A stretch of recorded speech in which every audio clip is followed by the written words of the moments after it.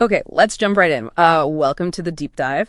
Today we're tackling something, well, incredibly personal. It might just be that invisible barrier holding you back, even when you feel like you're working harder than ever. We're talking about the subtle but, yeah, profound impact of your family lineage, these patterns you might have inherited that are unconsciously stopping you from truly thriving, not just like surviving. This deep dive is built from your sources, the articles, the research, your notes. We've pulled out what we think are the really important nuggets from psychology, neuroscience, therapeutic approaches, trying to help you see what's going on beneath the surface. Exactly. And our mission today really is to go beyond just spotting these patterns. We want to understand their psychological roots and actually their physiological roots too, and crucially, find actionable strategies for real liberation. The goal is empowering you to consciously break these cycles, to create a new, empowering legacy for yourself. All right, so let's unpack this. It really starts with recognizing that our experiences, they're not just happening in a vacuum. They're shaped pretty profoundly by legacies passed down, often totally below our conscious radar. Totally. Think of it like layers of inherited influence. One layer, the sources mentioned, ancestral scripts. These are like the cumulative imprints of your family's whole history. Their experiences, their attitudes, traditions, stuff you absorb from a really young age. They function as these sort of invisible guidelines for how you navigate life. The tricky part, they operate below conscious awareness, quietly influencing your decisions, your responses, without you ever really thinking, oh, I'm doing this because my great-grandma did. Right, you don't even realize it's happening. Exactly. This connects to a concept from psychiatrist Murray Bowen called the multi-generational transmission process. It's basically how families pass down behaviors, emotions, ways of relating, generation after generation. From childhood, you don't just learn skills, right? You absorb these deep-seated, often unconscious ways of dealing with feelings, handling conflict, building relationships. So, if your family's go-to move for conflict was just sweep it under the rug, avoid it completely. Precisely. You might absorb that pattern, leading you to automatically suppress your own emotions, maybe avoid necessary confrontations later on. It's not like your parents explicitly taught you, hey, don't talk about difficult things. It was just the system. And these aren't just random habits. Your sources really highlight these are deeply ingrained survival mechanisms, developed over time, often generations, responding to the unique stresses your family faced. Then there are inherited wounds. These are emotional, psychological injuries, things you didn't directly experience, but they originate in your lineage. They can show up in your life as like persistent negative thoughts, recurring problems in relationships, or even just a deep, almost unexplained feeling of fear or inadequacy. Trauma and conditioning within the family line are, well, powerful forces in embedding these wounds into the family story, which you then carry. This is really clear with intergenerational trauma. What's fascinating and honestly pretty heavy is how the huge impact of adverse events experienced by ancestors, war, famine, displacement, things like that, Can significantly influence their descendants' vulnerability to PTSD, anxiety, depression, even if the descendants never lived through the original event themselves. Wow. Yeah, the research you provided even talks about non-genomic mechanisms, things like epigenetic changes affecting how your DNA functions. It suggests this impact can be passed down in ways beyond just, standard genes. So it could actually change how genes work. Potentially. It's like the echo of that trauma is resonating in your biology. Wow. Okay, so this is way more than just picking up dad's grumpy habit or something. These are deep blueprints, sometimes with a literal, physical, biological piece rooted in past struggles. Exactly. And these blueprints, they aren't just passive echoes. They actively create impediments. They block your success in really tangible ways. One main way is through forming limiting beliefs. Those often negative thoughts or assumptions you hold about yourself, about the world. They put a cap on your potential. Like the classics, right? I'm not good enough. I'll never get ahead. Or success always comes at a huge cost. Or I have to struggle for everything. These get absorbed often when you're a kid, before you can really question them. And then they just run on unconscious autopilot in your subconscious. They feel like facts. And these limiting beliefs, they very often fuel self-sabotage. That's any behavior, thought, action that actively interferes with your goals or your own well-being. What's really insightful from your sources is that self-sabotage often acts as this unconscious way to confirm that dysfunctional belief system you're carrying. And because of self-fulfilling prophecy, really. Okay, hang on. This is where it gets really interesting for me. We usually think of self-sabotage as just being lazy or messing up, procrastinating. But you're saying it's not just a character flaw. Not according to these sources, no. They strongly suggest it often serves as a protective mechanism. I mean, it seems totally counterproductive, right? Yeah. But it's often a subconscious strategy your system uses to shield you from perceived emotional threats. What kind of threats are we talking about? Well, the fear of failure is a big one. Fear of rejection. The terrifying possibility that you could give something your absolute all, 110%, and still not be enough. Think about chronic procrastination. That's a common one. Procrastination gives you a convenient built-in excuse if things don't work out. Ah, right. Oh, I didn't try my hardest, that's why it failed. Exactly. That feels subconsciously safer than facing the deeper fear that maybe even your best isn't good enough. It's a strange kind of perverse validation of a core belief like I am a failure or I'm inadequate. And understanding that self-sabotage often comes from this deep protective instinct. It changes everything. It means addressing it requires fostering a real sense of safety inside yourself, not just trying to shame yourself into doing better or, pushing through with sheer willpower. That rarely works long term. Right, because you're basically fighting your own protective system. That makes sense. And the real world impacts of all this, they're not minor, are they? They show up everywhere. Let's look at relationships, for instance. These inherited patterns profoundly shape how you engage friends, partners, even colleagues. Dysfunctional family dynamics can, unfortunately, contribute to things like dating anxiety, make commitment feel terrifying, or lead to those unhealthy attachment styles, anxious, avoidant, disorganized. You might find yourself constantly needing external validation, struggling with real intimacy, or finding it just hard to maintain healthy, balanced connections. And in your career, your family background influences your path, how you act at work. You might unconsciously recreate family dynamics. Maybe you take on the caretaker role for your team, always smoothing things over, or struggle with autonomy if you grew up in a really authoritarian system.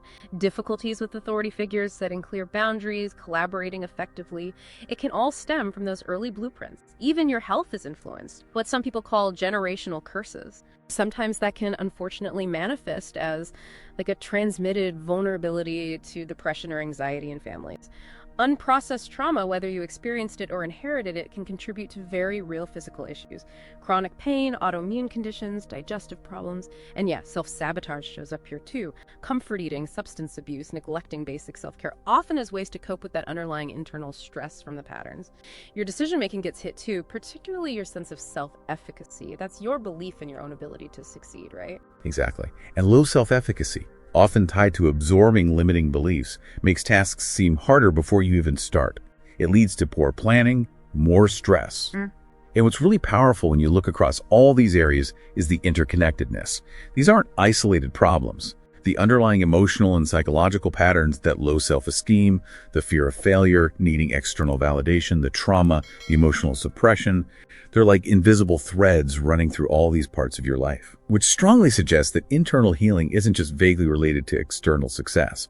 It's often a fundamental prerequisite. Trying to just fix the symptoms in your career or relationships without addressing the systemic underlying patterns, it's just far less effective. Healing one core area, like your sense of self-worth, or really processing that inherited trauma, that's likely to have profound positive ripple effects across relationships, career, even physical health. It really sounds like focusing on the inside first is the key. So how would someone know if they might be living out these patterns? What are the signs to look for? Yeah, the sources list quite a few things to watch out for. Repetitive negative behaviors or cycles you feel stuck in. Persistent negative thinking or harsh self-talk. Recurring challenges in relationships may be cycles of codependency or keeping everyone at a distance. That unexplained fear or inadequacy we mentioned, or self-doubt. Perfectionism that actually paralyzes you, makes it hard to start or finish things. Difficulty making decisions without constantly needing outside input or approval, having really porous boundaries where you let people overstep easily, or maybe the opposite, walls so high nobody can get close. Emotional suppression too, right? Finding it hard to even know what you're feeling, let alone express it. Definitely.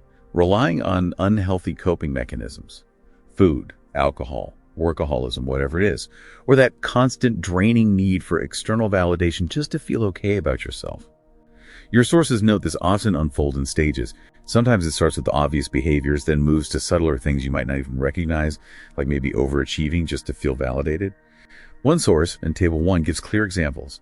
Emotional suppression, blocking self-expression, limiting beliefs, fostering doubt, self-sabotage, hindering goals, unhealthy attachment, straining relationships. They all point back to these core internal patterns. Okay, so if someone recognizes some of these signs in themselves, how do we move beyond just, understanding the problem? How do we actually shift into thriving, not just surviving? And you mentioned earlier this is deeply rooted in the body. It absolutely is. The trap we often find ourselves in when these patterns are running the show is survival mode.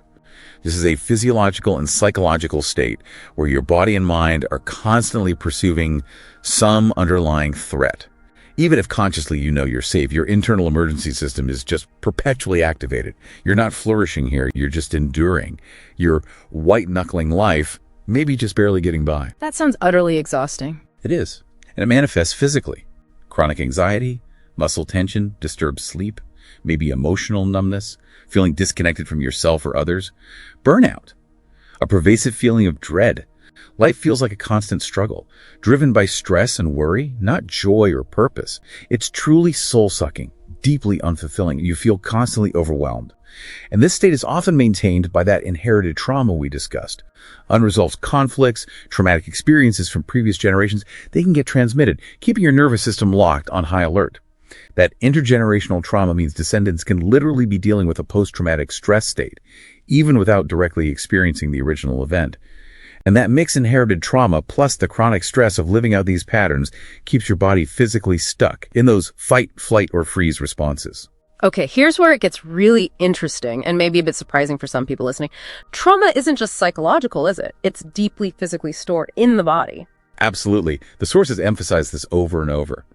Trauma and chronic stress aren't just abstract ideas. They leave tangible imprints within your body's tissues, your nervous system. Your body holds memories and patterns of response that your conscious mind might not recall at all. And this is why understanding inherited patterns isn't enough on its own. They have a real physical manifestation in your nervous system, keeping you stuck in survival mode. So true liberation, it needs more than just cognitive understanding or, traditional talk therapy alone. Those are valuable, don't get me wrong. But you need body-based practices, what's often called somatic work, to release that stored tension, to quite literally regulate the nervous system, to unstick your body from those chronic survival responses. So it's about linking the psychological and the physical. Exactly. A holistic mind-body approach is essential for deep, lasting change, for that crucial shift from merely surviving to genuinely thriving. So the pathway out involves getting back into your body, becoming more aware. Precisely. Cultivating somatic awareness. That means becoming deeply attuned to your bodily sensations. Noticing subtle physiological changes, your heart rate speeding up, breath getting shallow, tension in your shoulders, understanding how your emotions actually feel physically. It's learning to genuinely listen to the language your body is speaking, which we often ignore, right? Yeah, completely. And this understanding of the mind-body connection is absolutely crucial for, authentic manifestation. Your thoughts, emotions, intentions, and mentions, they aren't just abstract ideas floating around. The sources show they trigger very real physiological responses. They directly influence your internal state, which in turn influences your external reality. True manifestation isn't just passive wishing. It requires a deep, coherent alignment between your internal state, how you feel and are inside, and what you desire externally. Okay, so what does developing this somatic awareness actually do for you in practical terms? Well, it significantly reduces stress. For one, it fosters genuine emotional balance. By learning to recognize the physical sensations of stress or fear as they arise, without judgment, you gain this capacity to respond in a calmer, more grounded way, instead of just reacting impulsively from panic or habit. So it gives you a pause, a choice. Exactly. It leads to a much more intentional approach to life's challenges. It also helps you connect with your emotions as they physically manifest. That tight chest with anxiety, the knot in your stomach with fear, heat in your face with anger. Recognizing and accepting these physical sensations allows you to actively soothe your nervous system, even in triggering situations. This approach is incredibly helpful for chronic anxiety, depression, or recovering from trauma. And physiologically, practices that build somatic awareness, gentle touch, mindful movement, focused breath work, grounding exercises, they actively stimulate your parasympathetic nervous system. That's the rest and digest system, right? Yeah, that's the one. Activating it fosters a fundamental sense of safety and calm in the body. Remember, survival mode means your nervous system is stuck, hyperalert or shut down. Somatic practices help you identify those responses and actively soothe them. They directly activate the parasympathetic system, helping your body come back into balance, into safety, allowing it to finally let go of that chronic tension. And there are incredible neurological benefits too, linking directly to neuroplasticity, the brain's ability to change. Somatic practices influence your amygdala, that primitive survival center that triggers fight or flight. By promoting relaxation and safety signals, these practices decrease amygdala activity, reducing your automatic reactivity to perceived threats. Get this, a fascinating nugget from the sources. Consistent somatic practice can actually lead to a reduction in the size of the amygdala after just 8 weeks. Wow, that's incredible. 8 weeks. Yeah. And simultaneously, these practices enhance activity in your prefrontal cortex. That's your brain's CEO, decision-making, problem-solving, impulse control. This leads to improved cognitive control, better emotion regulation.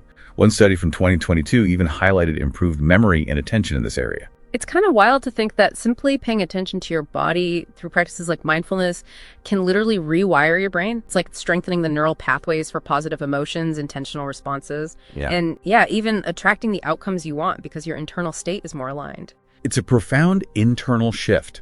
You're moving from unconscious reactivity driven by those old patterns, that hypervigilant nervous system, to conscious intentional responses. This cultivates genuine emotional regulation, builds resilience, deepens self-understanding, empowers you to set healthy boundaries. Somatic awareness isn't just, a simple relaxation technique. It's a powerful physiological intervention. It helps reset your nervous system, creating those micro moments of safety, allowing your body to discharge stored stress. It actively helps your system move out of fight, flight, freeze. It directly addresses the physical part of inherited patterns and trauma, making the shift from survival to thriving a tangible, embodied experience. Consistent somatic practice is presented in these sources as really an indispensable tool for deep, lasting internal transformation. Okay, so we get the blueprints, how they block us, the crucial role of the body. How does all this internal healing connect directly to achieving that external success we're often chasing? Yeah, the sources make it absolutely clear. Internal healing and transformation, they're not just helpful, they are crucial prerequisites for genuine, sustainable success in all areas of life. Research points to concepts like psychological capital, things like self-confidence, optimism, hope, resilience. These are significant factors for entrepreneurial success, overall life success. And importantly, these aren't fixed traits you either have or don't. They are cultivable through intentional internal work. Look at fields like positive psychology, Seligman's PERMA theory, building positive emotion, engagement, positive relationships, meaning accomplishment that outlines the key elements of human flourishing. Practices like gratitude, forgiveness, mindfulness, fostering hope, they directly contribute to this internal state. Optimism specifically is consistently linked to reduced anxiety and depression and significantly improved performance, academic, athletic, professional. Even Adlerian psychology emphasizes how early experiences shape our patterns. Encouragement fosters belief in capability. Discouragement leads to withdrawal. Healing involves examining those early experiences, moving from maybe self-protection towards courageous engagement. Let's not forget soft skills, resilience, flexibility, adaptability. These are outcomes of internal transformation, and they are increasingly valued. Some sources cite up to 85% of job success attributed to these skills. 85%, that's huge. It is. Your capacity for adaptation and growth from the inside out is absolutely critical today. This really pushes back against that common idea that success is only external factors. Just work harder, network better, get lucky. The research you're referencing consistently links internal states, psych capital, PERMA, self-efficacy, resilience, optimism directly to external achievements. It really underscores that internal healing isn't just nice to have, it's fundamental. Exactly. And this brings us back to redefining what manifestation really means. It's not passive wishing. It's not demanding things from the universe. The sources frame it as an active process of profound internal alignment. When your internal state, your beliefs, your emotions, your nervous system state is healthy, regulated, aligned with your desires, your actions become more intentional, more effective, often feel more effortless. You naturally attract or create opportunities that resonate with your authentic self. Those invisible walls blocking success, they are fundamentally internal. Dismantling them from the inside out is the most efficient, sustainable path. The focus truly shifts from frantically doing things externally to becoming the person whose internal state naturally attracts and creates their desired reality. And a crucial step here, maybe a challenging one, is redefining your personal definition of success. So many of us were raised with expectations, explicit or implicit, that prioritized external approval, fitting norms, following family tradition, maybe over our own inner peace and fulfillment. Choosing what genuinely fulfills you, independent of those old expectations. That's a profound act of self-liberation. This whole journey is ultimately about authenticity, cultivating deep self-awareness about what success truly means for you. And breaking free from these deeply ingrained patterns requires, well, a multifaceted approach. Consistent, actionable. Looking at the practical steps in your sources, referencing Table 2, it really starts with Step 1, cultivate awareness. Yeah, you said it before, but it bears repeating. This is the absolute first critical step. You just can't change what you don't even acknowledge is there. Exactly. A powerful tool here is journaling. It's fantastic for accessing your subconscious, fostering self-discovery.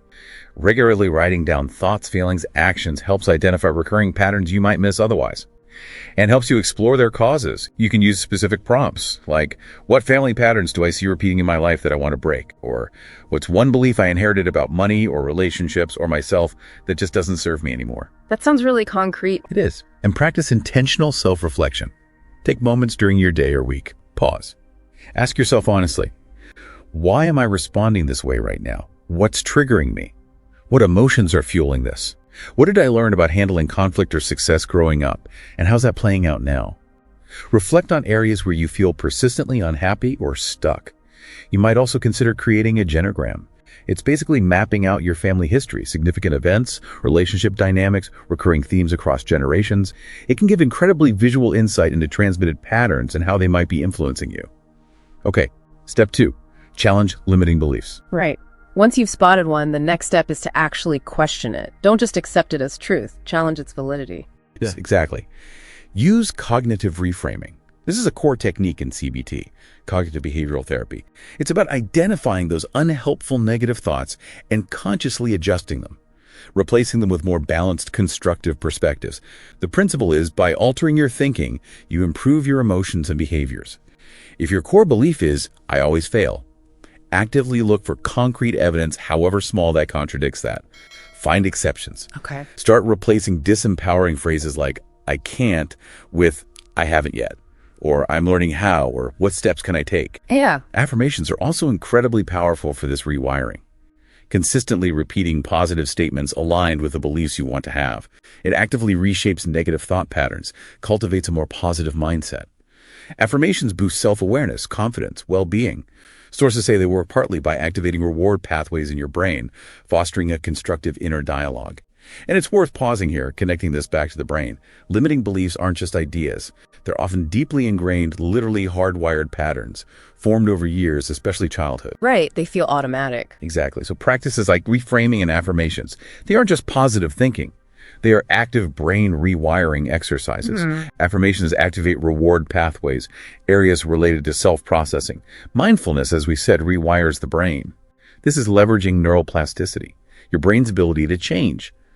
By consciously challenging old patterns, introducing new ways of thinking, you actively create and strengthen new neural connections.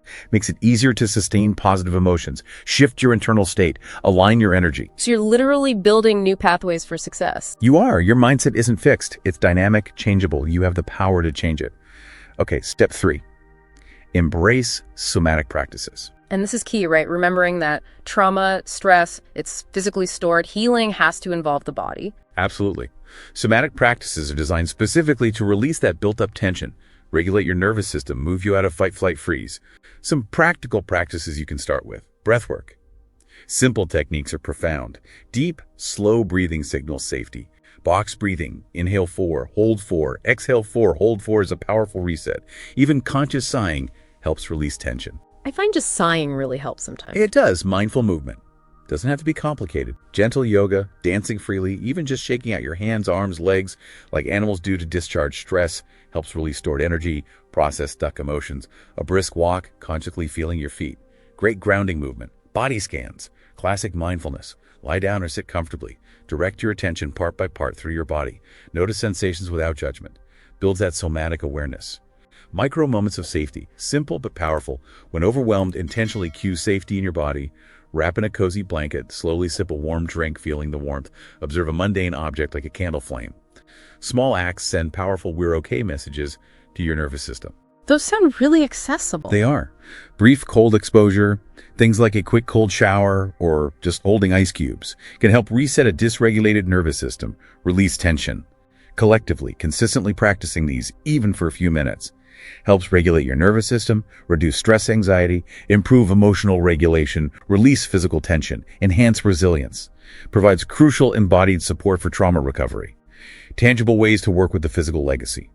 Next, step 4.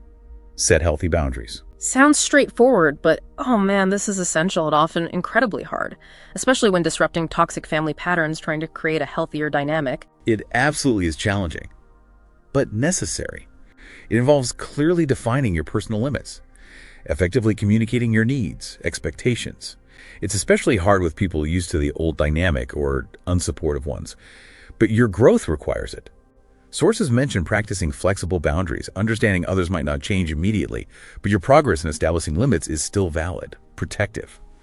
And this step connects deeply back to Bowen's multi-generational transmission process. Boundary setting is key for self-differentiation. Which is like your independence within the family system. Exactly. Your sense of self, your autonomy. Lower differentiation means you're more fused, more reactive, more reliant. Setting boundaries is a fundamental act of self-differentiation. You're consciously establishing your distinct identity, your autonomy, emotional independence from the ingrained family system's expectations. This directly impacts your success, relationships, career, well-being. By fostering inner strength, reducing the unconscious pull of outdated dynamics, you're choosing which patterns to continue, which to change. It's a powerful declaration of your individual agency. Okay, step 5. Seek support. Yeah, understanding and overcoming these deep patterns, self-sabotage. It's incredibly hard to do alone. Professional guidance can be truly invaluable here. Absolutely. Many therapeutic approaches can help. CBT for reframing thoughts, somatic therapy for releasing stored trauma, family therapy for intergenerational issues, narrative therapy to reconstruct your story, trauma-informed approaches like EMDR, connecting with others in support groups, immense perspective, encouragement, belonging, fostering open communication with trusted friends or family can be incredibly relieving, helps build your network. You don't have to carry this alone. And finally, step 6, practice self-compassion. This journey, breaking these patterns, it can feel like carrying the weight of your whole family history. It is personal, overwhelming, definitely not linear. It's normal to feel urgency, get overwhelmed, even fall into self-blame when old stuff resurfaces. Exactly. Change is rarely linear. Old patterns will resurface, especially under stress. But instead of seeing these as failures, proof you're broken. Try to see them as opportunities.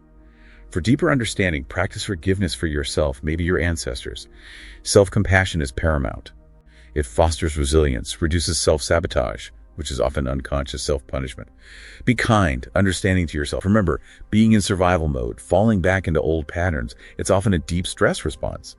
Not a personal failing, not a sign you're not trying hard enough. That's a really important point. It is. This journey needs immense patience, persistence, consistent self-compassion. Focus on incremental shifts, small steps forward, not perfect outcomes immediately. Celebrate small achievements. They create powerful ripple effects. So, to bring it all together, true manifestation is that dynamic process, aligning your internal world nervous system, beliefs, emotions with your external desires. Understanding and actively working with these inherited patterns is maybe the most profound step you can take. It shifts you from merely surviving, constantly reacting to old wounds, triggers, to genuinely thriving. Consciously responding from internal safety, alignment.